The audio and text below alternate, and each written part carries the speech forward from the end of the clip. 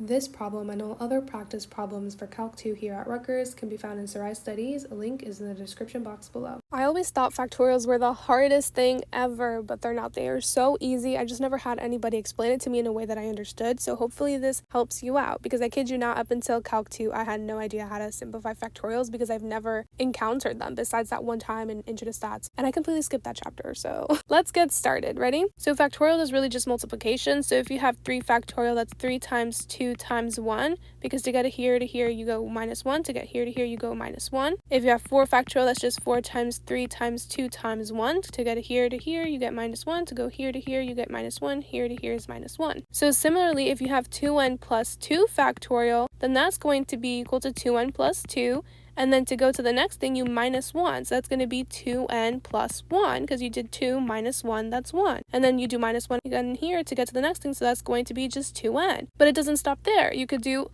minus 1 again, that's 2n minus 1. And then minus 1 again, that's 2n minus 2, and it goes on forever and ever and ever. And so the whole idea is that you need to be able to simplify expressions that contain factorials, because you're going to need this for the ratio test, which you'll learn soon. So the strategy is ask yourself, what is bigger, the numerator or the denominator? In this case, we have n, and then here we have n plus 1, so this is obviously going to be bigger. So we're going to leave what's smallest alone, so that's n factorial, and then we're going to expand what's bigger, which is n plus 1 factorial. So we're going to start with n plus 1, and to get to the next thing, you minus 1. So 1 minus 1, that's just going to leave us with n. So it's going to be n factorial. And we could keep going, but I know when to stop when I see that this is the same thing in my numerator, because I want to be able to cancel it out, because essentially these are the same things, and so they do cancel out, and we're left with 1 over n plus 1, and that's your simplified expression. Isn't that beautiful? For this one, which one's bigger, the numerator or the denominator? Well, here we have 2n, and then here we have 2n, but in this case we have 2n plus 2, so the denominator is bigger, so we're going to leave what's smallest alone, and then we're going to expand the bigger things. So we start with what we have, 2n plus 2. To get to the next thing, we minus 1, so 2 minus 1, that's going to be 1. So multiply 2n plus 1. Minus 1 here, that cancels out. We're going to be left with 2n. So that's going to be 2n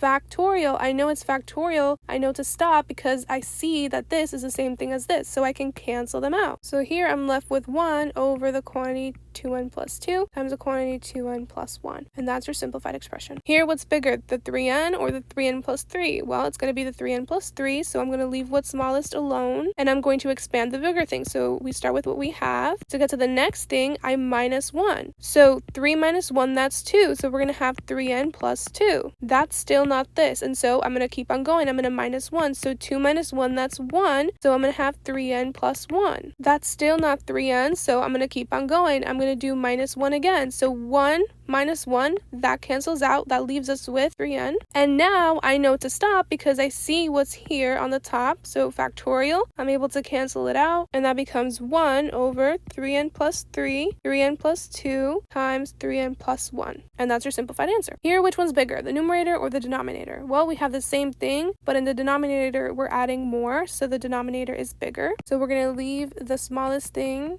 alone, and we're going to expand the biggest thing. We start with what we have. To get to the next thing, we minus 1. So we have 3 minus 1, that's going to be 2. So we're going to have 2n plus 2. This is still not this. So I'm going to keep on going. I'm going to minus 1. 2 minus 1, that's 1. So now I'm going to have 2n plus 1. And I know to stop here because this is this. And so I'm going to stop with factorial, and I'm going to cancel those out. And I'm left with 1 over 2n plus 3 over 2n plus 2. For this one, which one's bigger, the numerator or the denominator? In this case, we have the same thing, but here we're adding 1, so the numerator is bigger. So we're going to leave what is smallest alone, and we're going to expand the biggest thing, the numerator here. So we start with what we have. To get to the next thing, you do minus 1. So 1 minus 1 cancels out. We're just left with 5n. I know to stop here, so I'm going to put a factorial because this is what I see here, and so I can cancel them out. And so I'm left with 5n plus 1 being my answer. So hopefully you notice, just like 3 factorial is 3 times 2 times 1, and to get to the next thing, you do a minus 1. To get from here to here, you do a minus 1. It's the same thing when you have this factorial. It's just that times the next thing, and to get to the next thing, you had to do a minus 1, right? Because 1 minus 1 gives you the next thing. So that's just factorials. That's how they work, and hopefully you found this video helpful, and I'll see you in the next.